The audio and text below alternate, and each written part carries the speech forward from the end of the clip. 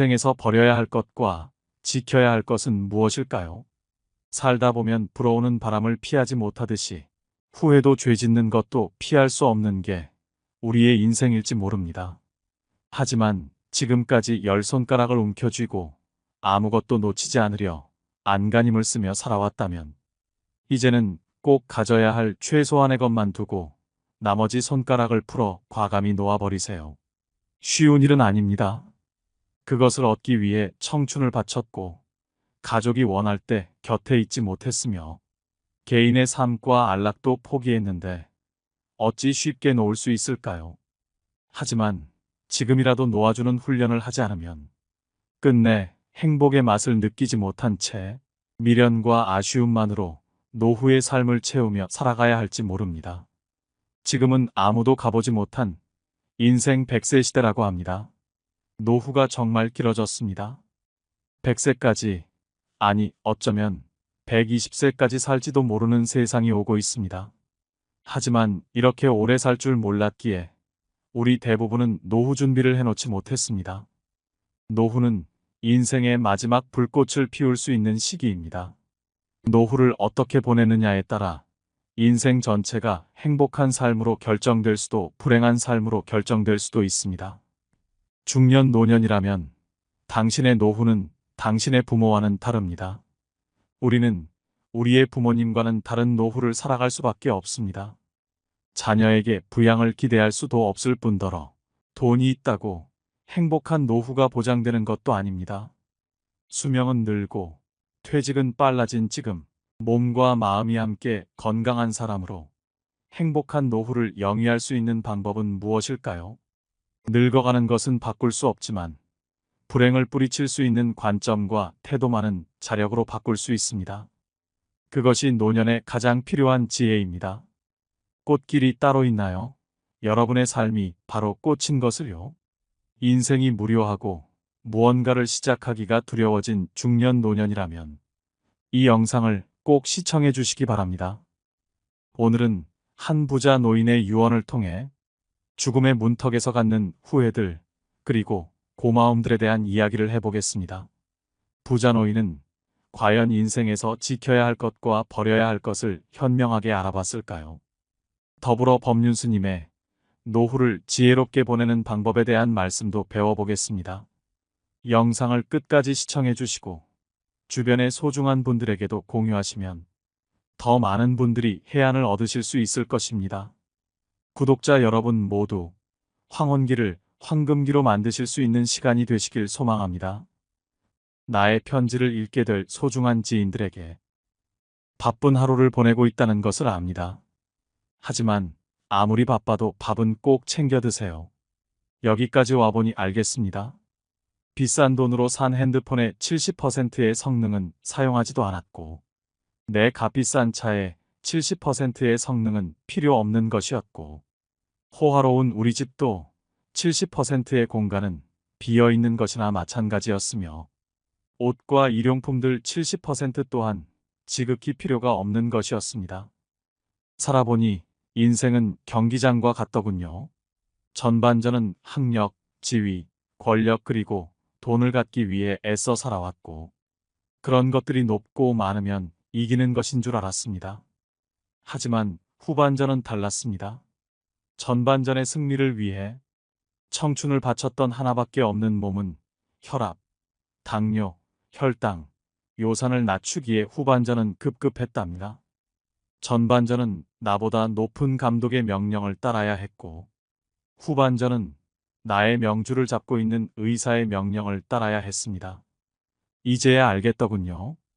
전반전에서 높이 쌓았던 모든 것들이 잘못하면 후반전에서 누릴 수가 없다는 걸 말입니다. 하물며 경기도 중간에 쉬는 시간이 있거늘 나도 쉬어가며 갔어야 했던 것을 전반전에서 앞만 보고 정신없이 살았던 날들 이제는 씁쓸한 추억으로 남았습니다. 나의 편지를 읽는 아직은 건강한 여러분들에게 딱히 아픈 곳이 없어도 잠자는 거 아까워하지 말고 음료수만 좋아하지 말고 물 많이 마시고 괴로운 일이 있어도 훌훌 털어버리세요. 양보하고 베푸는 삶도 나쁘지 않으니 그리 한번 살아보시구려. 돈과 권력이 있어도 교만하지 말고, 부유하지 못해도 사소한 것에 만족하며, 필요하지 않아도 휴식할 줄을 알며, 아무리 바빠도 움직이고 좀 걷고 또 운동하세요. 50만 원짜리 옷의 가치는 영수증이 증명해주고, 1억 원짜리 자가용은 수표가 증명해주고, 20억짜리 집은 집 문서가 증명해주는데, 사람 가치는 뭐가 증명해주는지 알고 있으신가? 바로 건강한 몸이랍니다. 건강에 들이는 돈은 계산기로 두드리지 마세요. 건강할 때 있는 돈은 자산이라고 부르지만, 아파서 병원에 누워 있으면 그때 가지고 있는 돈은 그저 유산일 뿐이라네. 세상에 당신을 위해 차를 몰아줄 기사는 얼마든지 있고, 당신을 위해 돈을 벌어줄 사람도 얼마든지 있습니다. 하지만 당신 몸을 대신해 아파줄 사람은 결코 없답니다. 물건을 잃어버리면 다시 찾거나 사면 그만이지만, 영원히 되찾을 수 없는 것은 하나뿐인 생명이라오. 내가 여기까지 와보니 돈이 무슨 소용이 있는가? 내가 죽으면 나의 호화로운 별장은 내가 아닌 누군가가 살게 되겠죠? 내가 죽으면 나의 고급차 열쇠는 누군가의 손에 넘어가게 되겠죠? 많은 재물의 욕심은 나를 그저 탐욕스러운 늙은이로 만들어버렸다네. 내가 한때 자랑으로 알고 쌓았던 많은 것들인 돈, 권력, 지위가 이제는 그저 짐에 불과할 뿐. 그러니 전반전에 살고 있는 사람들아, 너무 애타게 살지들 마시고, 후반전에서 살고 있는 사람들아, 아직 경기는 끝나지 않았으니 행복한 말년을 위해 지금부터라도 자신을 사랑하시라. 전반전에서 빛나는 승리를 거두었던 나는 후반전의 병마를 이기지 못하고 병원 특실에 이렇게 누워 죽을 날만 기다리고 있다. 아무리 시설이 좋은 특실이면 뭐해? 허름한 농촌 경로당보다 못하단 걸 알려주고 싶습니다. 그래도 이 편지를 지인들에게 전할 수 있음에 따뜻한 기쁨을 느낀답니다. 바쁘게 세상 살아가는 그대들, 자신을 사랑하며 살아가기를. 힘없는 나는 이제 마음으로 그대들의 행운을 빌 뿐이라오. 누구보다 먼저 웃고 많이 웃는 행복한 나날들로 가득 채우시길. 여러분은 부자노인의 유언장을 듣고 어떤 생각이 드셨나요? 진정한 행복은 돈으로 살 수 없다는 말이 있습니다. 돈으로 집은 살 수는 있지만 단란한 가정은 살 수 없고, 침대는 살 수 있지만 잠은 살 수 없다. 시계는 살 수 있지만 시간은 살 수 없고, 또 약을 살 수는 있지만 건강은 살 수 없고, 피를 살 수는 있지만 생명을 살 수는 없다. 사람들은 높은 연봉이나 안정된 직장을 갖거나 멋진 배우자를 만나거나 사람들과의 관계가 좋으면 행복하다고 생각합니다. 사회적 성공을 쫓고 경제적 풍요를 갈망하며 타인의 인정을 갈구하는 데 많은 노력을 쏟는 이유입니다. 그런데 이렇게 행복을 외부적인 것에서 찾게 되면 자신이 느끼고 경험하는 일들에 대한 책임을 다른 사람이나 다른 것에 돌리게 됩니다. 누군가는 말합니다. 행복은 우리가 소유한 것들이 유형의 것이건 무형의 것이건 상관없이 그 양과 질이 증가하는 과정이 계속될 때 얻어진다고 합니다. 즉, 행복은 어떤 성공의 도착점에 도착하여야만 비로소 얻을 수 있는 것이 절대 아니고, 변화의 길을 걸어가며 내딛는 발걸음마다 계속 남겨지는 발자국처럼 쫓아오는 거라고 합니다. 이처럼 인생의 마지막에서 노인이 깨달았던 것은 젊은 날을 아등바등 사느라 자기 자신을 제대로 돌보지 못한 것에 대한 후회이지 않을까요? 진짜 행복은 나로부터 시작됩니다. 내 인생의 운전자는 오직 나입니다. 한 번뿐인 인생을 타인의 기준에 얽매이지 않고 자신의 가능성을 믿는 것, 충실한 오늘을 사는 태도를 가질 때 비로소 행복할 수 있습니다. 그럼 어떻게 하면 후회 없는 노후를 보낼 수 있을까요? 나이는 먹고 싶지 않아도 먹게 되니 어떻게 하면 좀 더 행복한 중년과 노후를 보낼 수 있을지 배워보는 시간을 가져보겠습니다. 법륜스님께서 말씀하신 노후를 잘 보내는 방법 4가지가 있습니다. 첫 번째는 자식이 예쁘다고 간이고 쓸개고 다 퍼주면 안 됩니다. 자기 먹고 살 만한 재산은 적당히 갖고 있어야 합니다. 종종 그런 뉴스를 접합니다. 자식에게 전 재산 다 줬더니 집에서 쫓겨나거나 버림을 당합니다. 이거야말로 현대판 고려장 아닌가요? 내가 이제는 늙었다고 자식한테 재산을 물려주는 순간 세 가지를 잃게 됩니다. 첫째로 자식을 잃습니다. 자식들이 자립심을 갖지 못하고 의지하는 습성만 갖게 됩니다. 두 번째로는 자식들에게 모든 것을 쏟아부어 나 자신의 생활이 없어지게 됩니다. 즉, 내 인생을 잃습니다. 마지막으로 내 재산을 잃습니다. 곶감 빼먹듯이 조금씩 조금씩 재산이 줄어 노년이 비참해질 수 있습니다. 당연히 부모의 재산을 물려준다는 생각을 버려야 합니다. 부모들은 자식을 위한 희생보다 자신의 노후와 행복을 위한 준비를 하셔야 합니다. 그래야 부모 자식 간의 관계를 오래도록 아름답게 할 수 있고 또 늙어서 추하게 살지 않을 수 있습니다. 시골 사람이라면 집 한 채는 가지고 있어 반찬 길러 먹을 밭대기 하나, 논 한 마지기가 있으면 좋고 도시 사람이라면 전세든 자가든 몸 하나 놓을 방 한 칸은 있어야 하고 통장에 용돈 쓸 만큼 넣어놓고 이자 받아서 보탰으면 됩니다. 큰 돈은 필요 없지만 그렇게 자기 삶에 최소한의 단도리를 해야 합니다. 돈이 모자라면 젊은 사람은 막노동이라도 해서 벌면 되지만 늙으면 막노동도 못하는데 자식이 용돈 안 주나 이런 생각을 시작하면 자식을 원망하게 됩니다. 평생을 자식 위해 희생했더라도 노후에는 자기만 생각하세요.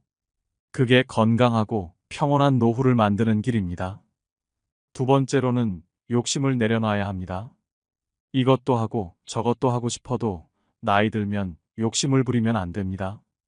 아름답게 느껴지지 않고 추하게 느껴집니다. 내일 죽을지 모레 죽을지 모르니까 아무것도 안 하고 놀아야 된다는 얘기가 아닙니다. 욕심을 부리면 마음이 괴로워집니다. 과식해도 안 되고 과금해도 안 되고 과욕해도 안 되고 과로해도 안 됩니다. 젊었을 때는 과로해서 피곤해도 하루 이틀 휴식하면 금방 회복이 되는데 나이가 들어서는 노화를 급속도로 재촉하게 됩니다. 그러니 나이가 들수록 뭐든 과하지 않게 조절하는 지혜가 필요합니다. 음식이 아무리 맛있어도 적당히 소식하고 돈을 더 벌어야지, 남들보다 더 잘 살아야지 하는 욕심도 내려놓아야 합니다. 예를 들면 수험생 한 명을 뽑는데 모두가 다 본인이 한 명에 들어갈 수 있다고 생각하고 100명이 달려듭니다. 그리고 그 한 명에 들지 못하면 마음이 굉장히 괴로워지고 우울증이 옵니다. 법륜 스님이 말씀하시길 한 명 뽑는 자리에서 박차고 나와 마음을 낮추고 100명을 뽑는데 한 명이 모이는 자리로 내려가라는 것입니다. 공무원이나 군인의 경우도 마찬가지입니다. 과거에는 공무원이란 직업이 박봉이었지만 20년 넘게 일하면 연금이 꼬박꼬박 나와서 오늘날에는 꽤 좋은 직업에 속합니다. 그러니 퇴직하고 나서도 기본 생계 걱정은 안 될 정도니 노후 걱정할 일은 없겠으나 절대로 욕심부려 연금을 투자나 사업에 쓰지 말아야 합니다. 그렇게 남의 말만 듣고 한탕을 노리다가 가지고 있는 재산도 다 말아먹게 됩니다. 지금 가진 것에 만족하는 삶의 자세를 가지고 내가 가지지 못한 것에 몰두해 마음을 괴롭게 하지 마세요. 주어진 환경에 맞춰서 검소하게 살고 또 할 수 있는 만큼만 하면서 살아간다면 그것 자체로도 남은 삶이 행복할 수 있습니다. 세 번째는 운동 겸 노동을 해야 합니다. 운동 습관만큼 든든한 노후 자산은 없습니다. 유병장수가 아닌 무병장수를 위한 최고의 자산입니다. 나이 들어 여기저기가 아파져도 무리는 하지 않는 수준에서 쉬지 않고 계속 몸을 움직여야 합니다. 운동을 한다고 해서 헬스장을 다니라는 것이 아니라 방 청소도 하고 설거지도 하고 시골에 산다면 농사일을 하면서 노동을 해야 합니다. 몸이 안 좋다고 매일 방에만 누워 있으면 오히려 건강이 안 좋아질 수도 있습니다.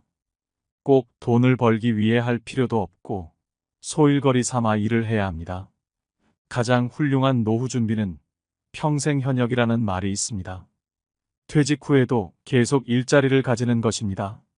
소득이 얼마냐는 크게 중요하지 않습니다. 일하는 즐거움으로 생활에 활력이 생기고 고립감도 해소됩니다. 또 소일거리라도 갖는다는 것은 노후에도 자기의 존재 가치를 확인한다는 의미입니다.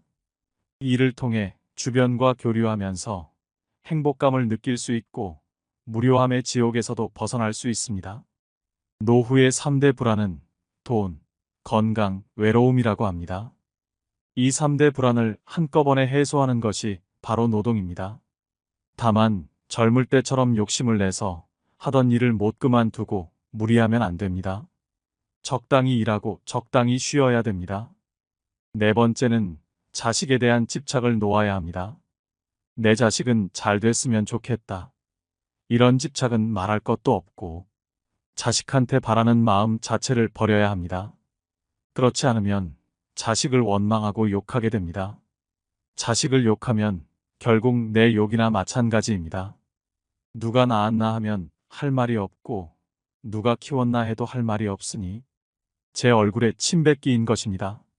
그러니 자식에게는 바라는 게 없어야 합니다. 가끔 그런 질문을 받습니다.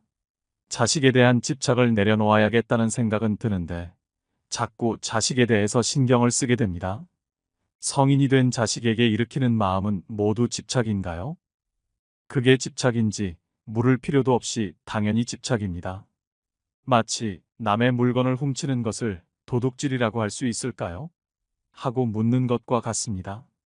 집착을 못 내려놓고 있는 사실을 있는 그대로 인식할 수 있어야 문제를 해결할 수 있는 기회라도 생깁니다. 그런데 이게 사랑이 아닐까? 이렇게 생각하니까 해결이 안 되는 겁니다. 또 때가 되면 자식을 독립시켜야 됩니다. 성인이 된 자식을 독립시키지 못하는 이유는 부모가 토끼나 다람쥐보다 못하기 때문입니다.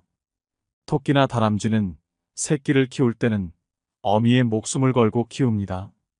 그런데 사람은 자기 생각에 빠져서 목숨을 걸기는커녕 오히려 자기 인생이 더 중요하다고 아이를 남에게 맡기는 사람도 있습니다.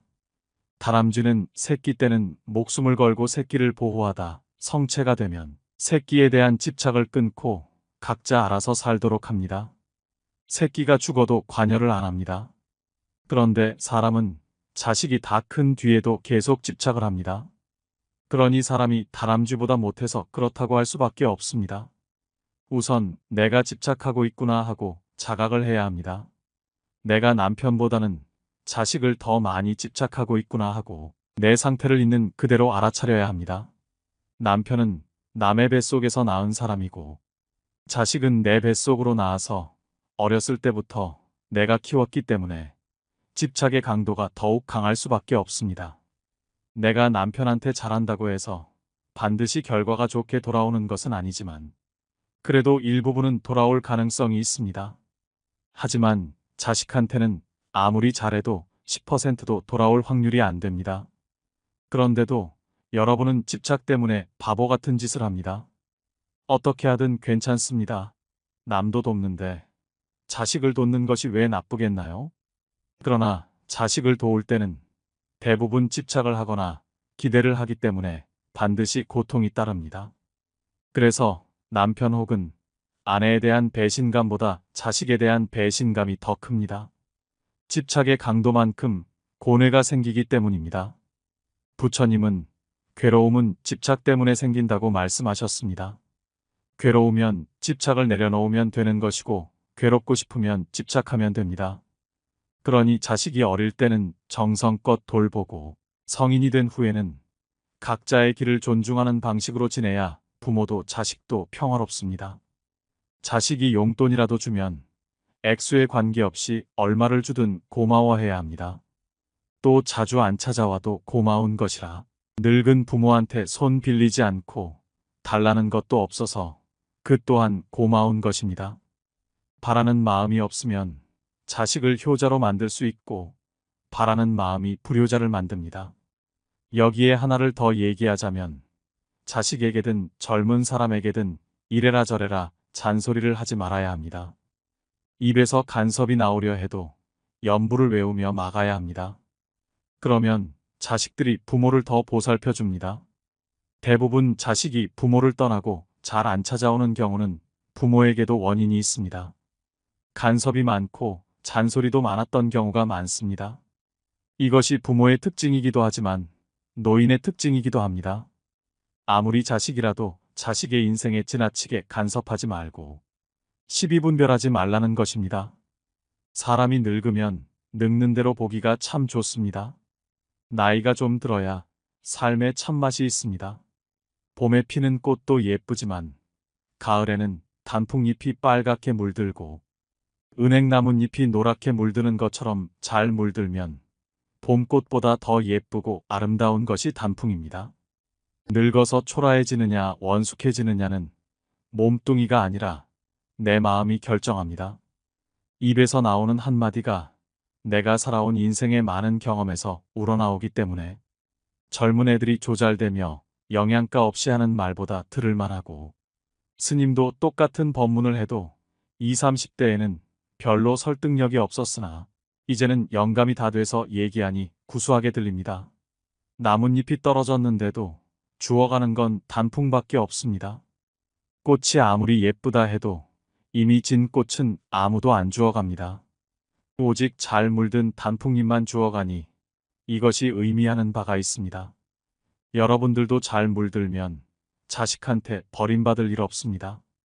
그러니 아름답게 늙기 위해서는 꼭 불교 신자가 아니더라도 수행을 하고 마음 공부를 해서 인생의 마무리를 아름답게 해야 합니다. 다섯째는 늙어가는 것이 당연하다 생각해야 됩니다. 인생 100세 시대라고 하니 50대, 60대면 앞으로 30년, 40년은 충분히 살아갈 것이고 까딱하면 지금까지 살아온 날들보다 더 많이 살아야 할 수도 있습니다. 오래 살 거라고 생각하니 경제적인 문제며 건강적인 문제가 걱정되는 것은 당연합니다. 그런데 이런 것들을 너무 걱정하고 살면 사는 자체가 근심이고 힘들 수밖에 없습니다. 나이가 들면 몸이 아픈 게 당연하다고 생각하세요. 다리가 아픈 게 정상이고 눈이 침침해지는 게 정상이고 소리도 잘 안 들리기 시작하는 게 정상입니다. 이렇게 생각하면 안 그런 부분이 행복으로 다가오기 시작합니다. 이 나이에 다리가 안 아프니 얼마나 행복한가요? 눈이 잘 보이니 얼마나 고마워요. 귀가 멀쩡히 들리는 게 얼마나 감사한 일이에요. 이렇게 받아들여야 합니다. 나이 들어서 남의 도움 받지 않고 혼자서 건강하게 살 수 있다면 그게 큰 행복입니다. 숨 넘어갈 때까지 내 손으로 밥 해 먹고 집안 청소도 스스로 하고 혼자서 산책도 다니고 하는 게 행복이라는 사실을 아셔야 합니다. 법륜 스님의 지혜의 말씀 어떠셨나요? 조기 은퇴를 하고 싶은 40대, 아직 노후가 구체적이지 않은 50대, 그리고 삶의 의욕이 줄어든 60대 그 이상까지 이 인생이 권태로워지고 무언가를 시작하기가 두려워진 중년 노년이라면 법륜 스님의 말씀대로 실천해 보시기 바랍니다. 인생은 길고 삶은 계속됩니다. 작은 것부터 실천하여 인생의 활력과 당당함 그리고 풍요로움이 따르길 소망합니다. 오늘의 지혜가 여러분의 지친 일상에 마음의 위로가 되길 바랍니다. 오늘도 노후의 지혜와 함께 해주셔서 감사드립니다. 황금빛으로 무르익어가는 여러분의 지혜로운 인생을 언제나 응원합니다. 구독과 좋아요는 큰 힘이 됩니다. 사람들은 말합니다. 나이가 들수록 친구는 적어지고 새로운 사람을 사귀기는 더 힘들어진다고 합니다. 누구나 이런 생각을 한 번쯤은 해본 적이 있을 것입니다. 오래된 친구들은 하나둘씩 멀어지고 새로운 친구들은 웬만해서는 사귀기가 힘이 들어 자연스레 만나는 친구 숫자가 줄어듭니다. 그리고 꾸준히 연락하고 만남을 이어가는 몇몇의 친구들을 보면 대부분은 거의 유년 시절 친구들입니다. 한창 때의 그 넓은 인맥은 파도에 쓸려간 모래성처럼 온데간데 없어지고 소수의 오래된 친구들하고만 연락을 주고받고 있으니 내 인간관계가 잘못되어 가고 있는 것은 아닌지 심리적으로 위축되기도 합니다. 하지만 나이가 들수록 친구들과 점점 멀어지는 것은 자연스러운 현상입니다. 사는 지역이 달라, 생활 환경이 달라, 관심사도 달라져. 게다가 시간적 여유도 없습니다.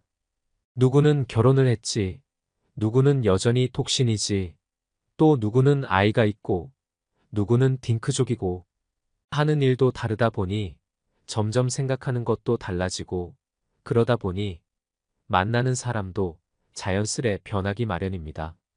공통적인 현상이니 이 점에 대해 전혀 걱정하거나 슬퍼하지 마세요. 당신만의 문제가 아닙니다.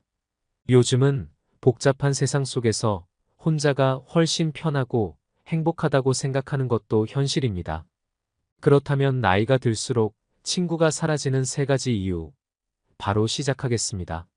첫째는 서로의 환경이 너무 달라집니다. 나이 들면서 서로의 사는 모습이 너무도 달라집니다.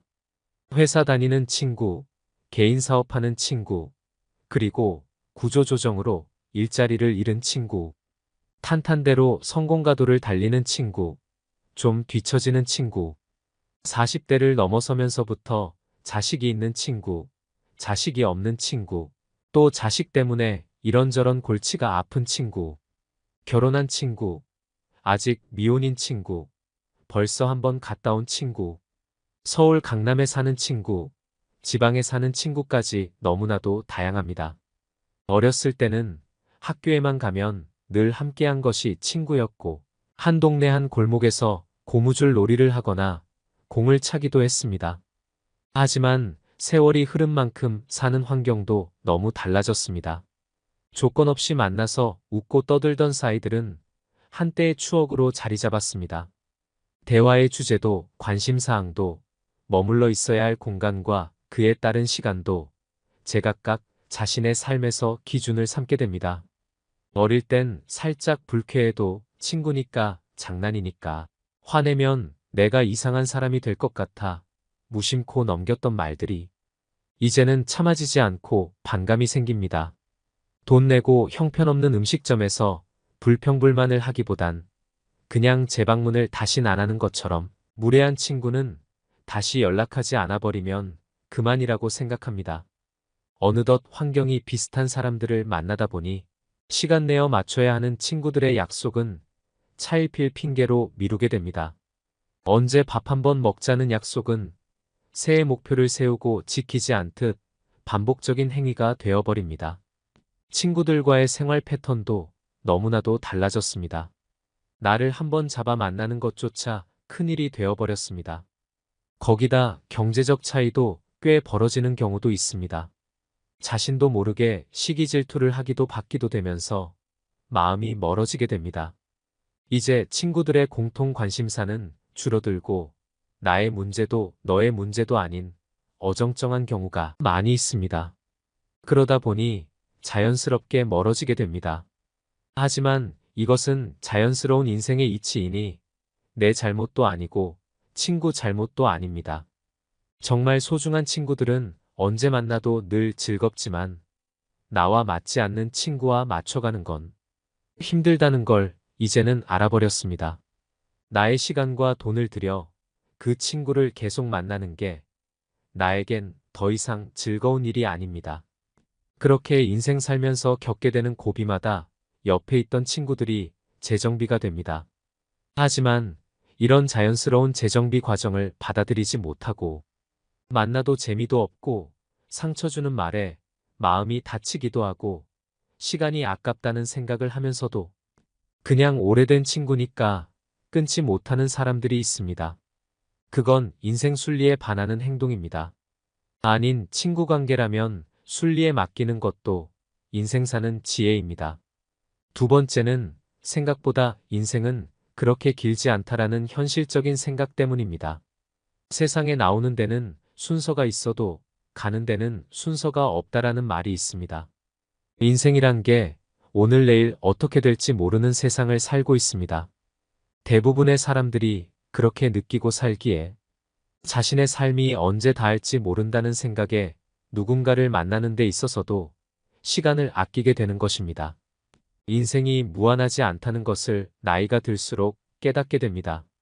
그래서 새로운 사람을 만나 서로 친해지기까지 드는 많은 시간을 할애하는 것이 부담스럽고 젊은 시절 때처럼 인맥을 넓히고 유지하는데 쏟아부어야 하는 시간과 비용을 들이는 것을 꺼리게 됩니다. 마음 맞지 않는 친구와의 관계 개선에 쓰는 시간과 감정 소모가 아깝기 때문에 이제는 있어도 그만, 없어도 어쩔 수 없는 것이 친구다라는 생각도 많이 하는 것입니다. 나이가 들수록 자신의 삶이 유한하다는 것을 피부로 체감하게 되면서 사람을 만나는데도 시간을 아끼게 됩니다. 정서적인 교감이 불확실한 새로 만나게 된 사람에게 시간 투자를 안 하게 됩니다. 인생의 중반기가 넘어가고 나서 자신의 확고한 세계관이 정리된 이후에 만난 친구가 자기와 더 잘 맞고 그래서 더 소중해질 수 있는 것이기 때문입니다. 진짜 친구라는 것은 소꿉친구냐 사회 친구냐가 아니라 지금 현재 나의 옆에서 나와 함께 하고 있는 그 친구가 진짜 친구인 것입니다. 가는 사람 잡지 말고 오는 사람 막지 마라라는 말이 있습니다. 본인과 맞지 않아서 보낸 예전의 친구는 이제 그만 잊으세요. 친구 수와는 전혀 상관없이 지금 현재 나의 옆에 있는 연락하고 지내는 친구에게 만족하고 그들과 삶을 즐겁게 살아가세요. 이렇게 친구들이 하나둘씩 줄어드는 이 와중에도 꼭 지켜야 하는 친구들도 있습니다. 남은 인생 동안 우리 곁에 소중하게 머물게 해야 할 진짜 친구들은 어떤 친구들일까요? 새로운 것을 배우는 것에 열심인 친구, 다른 사람의 마음에 공감해주고 조용히 들어주는 친구, 한결같이 상대방을 존중해주는 친구, 상대의 말을 끝까지 경청하고 소통할 줄 아는 친구, 남의 험담을 하지 않고 칭찬을 잘하는 친구, 충고나 가르치려 들지 않고 선을 잘 지키는 친구, 겉과 속이 다르지 않고 일관성이 있는 친구, 적당히 절제할 줄 아는 친구, 자식 자랑하지 않는 친구. 여러분들도 몇몇 친구가 떠오르지 않나요? 바로 그 친구들이 우리의 남은 인생 동안 끝까지 함께 가야 할 귀한 사람들입니다. 반면 매번 시간 약속을 안 지키는 개념 없는 친구, 자신의 힘든 점을 반복적으로 얘기하는 친구, 만나면 자기 자랑만 늘어놓는 친구들은 오히려 안 만나는 편이 나의 정신건강을 지킬 수 있습니다. 만날 때마다 감정 쓰레기통이 된 듯한 생각을 불러 일으키는 친구 때문에 자신의 인생을 피곤하게 맞춰주며 살기보다는 나의 인생과 정신적 안정감을 더 중요하게 생각해야 됩니다. 좋은 사람들만 만나기에도 바쁠 만큼 쏜살같이 지나가는 인생입니다. 솔직히 1년에 한 번씩 보고 통화하는 20년지기 친구보다 일주일마다 한 번씩 만나는 친구가 훨씬 더 가까운 친구 아닌가요? 진짜 친구라는 기준의 틀을 정해놓지 마세요. 그러는 순간 남아있는 다른 친구들에 대한 비중을 적게 두게 돼요. 그 소중한 사람들의 의미까지 없다고 느낄 수 있습니다. 오늘부터는 오래된 친구가 더 소중하다라는 편견을 버려보세요. 앞으로 더 살아갈수록 또 다른 만남이 있고 헤어짐이 있고 그 중에서 내가 다시 마음을 활짝 열 수 있는 누군가를 만나게 될 일입니다. 누가 나한테 호감을 표현하고 있다면 너무 의심하거나 밀쳐내지 마시고 그 만남에 겁내지 마세요. 내가 마음을 열지 않고 있으면 절대 보이지 않습니다. 그저 지금 옆에서 자리를 지키고 있는 현재의 친구와 행복한 시간을 보내시고 또 잊지 말아야 할 점은 나에게 가장 소중한 친구는 바로 나 자신이다라는 걸 잊지 마시고 언제나 나 스스로를 사랑해 주세요. 세 번째는 친구보다 더 중요한 것들이 많아지기 때문입니다. 나이가 들어감에 따라 친구보다 더 중요한 것들이 많아지면서 나와 굳이 맞지 않는 사람과는 자연스럽게 멀어지게 됩니다. 그리고 그것은 잘못된 것이 아닌 지극히 자연스러운 현상입니다. 요즘같이 살기 힘든 세상일수록 나의 미래, 즉 노후의 삶에서 가장 중요한 부분은 친구가 아니라 바로 내가 차지하는 부분이 훨씬 커지게 되었기 때문입니다.